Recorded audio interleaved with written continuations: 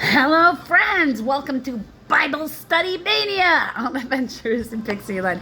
We are playing catch up because we don't like mustard. That's why. Okay, so we've got we're in the NIV. Okay, I know that makes people sound very cranky. Look, I'm looking for where they change stuff and why. Okay, I'm being suspicious. Just relax. 2026. If you like the KJV, I'll be reading that for 2026 and 2027. That's how long it'll take me to go through both of them, unless I want to live my whole life just like this. I had family in town, and I had to pay attention to the humans in front of me. So, chapter 5 we're doing, and it's blissfully, as much as I do love reading the Bible, when you have a lot you have to do, you'll take every small blessing you can get. And this one only goes 1 through 14. So, verse 5. Every high priest is selected from among men and is appointed to represent them in matters related to God, to offer gifts and sacrifices for sins. He is able to deal gently with those who are ignorant and are going astray, since he himself is subject to weakness, right? This is why he has to offer sacrifices for his own sins, as well as for the sins of the people. Yeah, because if you're the leader and you lead by poor example, then you have to take accountability for that, because you have a ripple effect. That's like scientifically factual. For anybody who wants to argue about that, they've studied it. It's part of business classes, because the business classes are management classes. Right? It's an MBA, Master's in Business, with an emphasis on marketing over here. That's my highest degree in education. So this is like, yep. And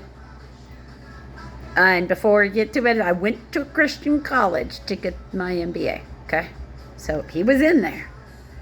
I wasn't even trying to hide any of that. Okay, so now, verse 4.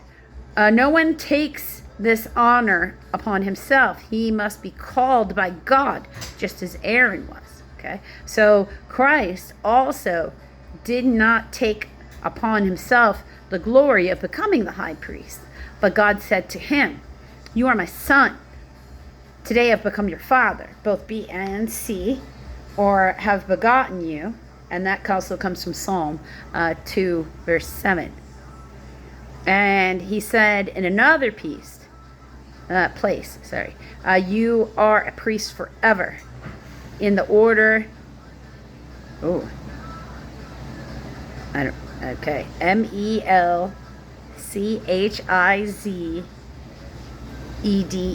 So that's Zedek at the end. So Melchizedek, which is from Psalm 110, verse 4.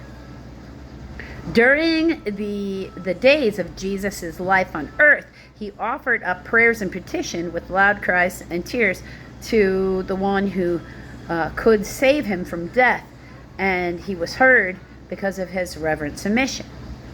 Although he was a son, he learned obedience from what he suffered, and once made perfect, he became the source of eternal salvation for all those who obey him, and was designated by God to be the high priest in the order of the Melchizedek.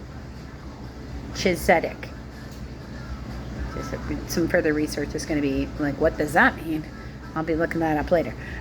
Warning against falling away, verse 11. We have much to say about this, but it is hard to explain because you are slow to learn. Ooh, that's kind of mean.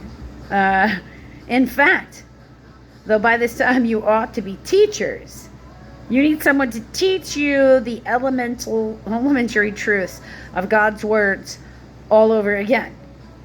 You need milk, not solid food. Wow. That's kind of rough. Anyone who lives on milk, being still an infant, is not acquainted with the teaching about righteousness. But solid food is for the mature, who by constant use have trained themselves to distinguish good from evil. So if you can't tell good people from bad people, he's essentially saying you are a spiritual infant. So, I'm not sure. I mean, that's dangerous, right? So that's part of why he's saying walk the narrow footpath. Said Jesus does our light work. So it's in Jesus we trust, not in the ways of man we trust. We walk by faith, not by desire. So always back to, the Father, the Son, and the Holy Ghost. If you're ever in doubt, call on one of them and invite them in. Ask them for the discernment. It works. I pray for it every single morning, so I recommend it. Until just another little while ago, friends. It's only one more, and then we are all caught up. One more chapter.